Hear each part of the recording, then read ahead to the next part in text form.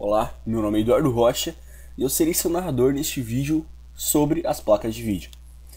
Então vamos começar com uma breve introdução.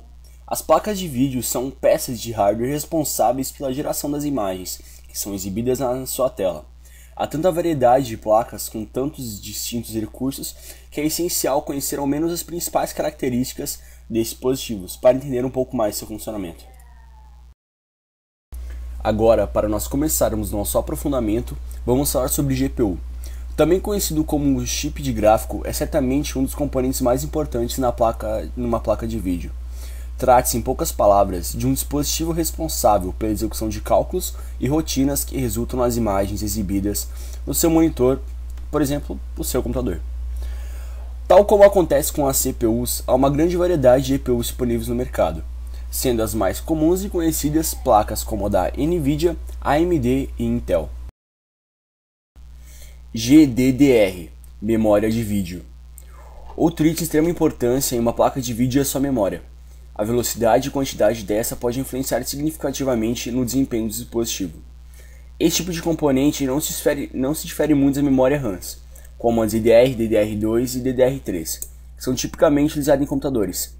Mas, nas placas de vídeo, contam com um tipo de memória específica para as aplicações gráficas, as memórias GDDR.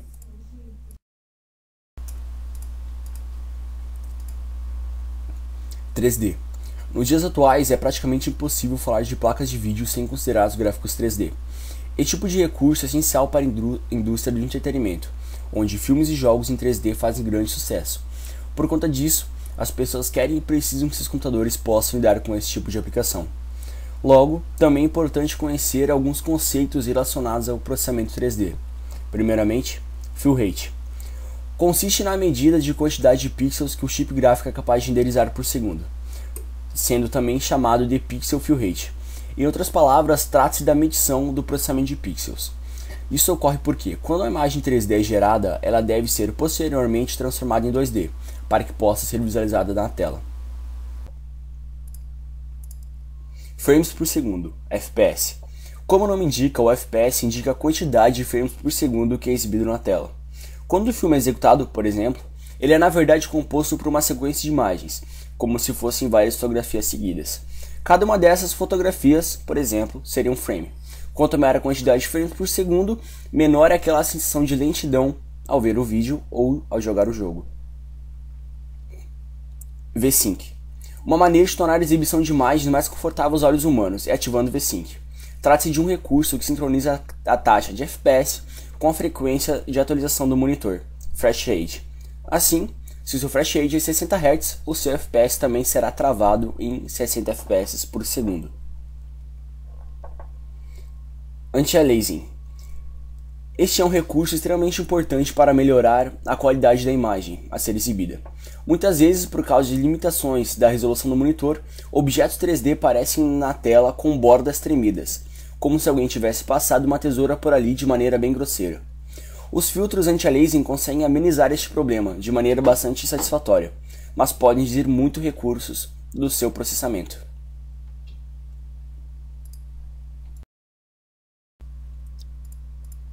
DirectX e OpenGL. Fazer com que as aplicações gráficas possam aproveitar todo o poder de GPU não é tarefa nada fácil. Na época dos primeiros computadores, por exemplo, era até viável programar as funcionalidades para acessar diretamente os recursos do chip gráfico, mas com o passar do tempo e com a evolução da computação 3D, essa tarefa se tornou cada vez mais trabalhosa e complexa. Em vista disso, surgiram as APIs, direcionadas às aplicações gráficas, que são basicamente um conjunto de instruções pré-prontas que permitem aos programadores a criação de conteúdo gráfico de maneira mais fácil e rápida. Alimentação. Muitas vezes, ao realizar a troca de uma placa de vídeo por uma mais nova, o usuário não percebe que pode ser necessário alterar também a fonte de alimentação do computador. Isso nem sempre acontece, mas quando acontece, o usuário percebe essa necessidade quando a máquina começa a se desligar ou reiniciar sozinha. Por exemplo, assim indicando, entre outras possibilidades, que a placa de vídeo está consumindo mais energia do que a fonte capaz de fornecer. Isso tem um motivo. As placas de vídeo são um dos componentes que mais consomem energia em um computador. Coisas assim podem ser perigosas, levando até a perca da placa.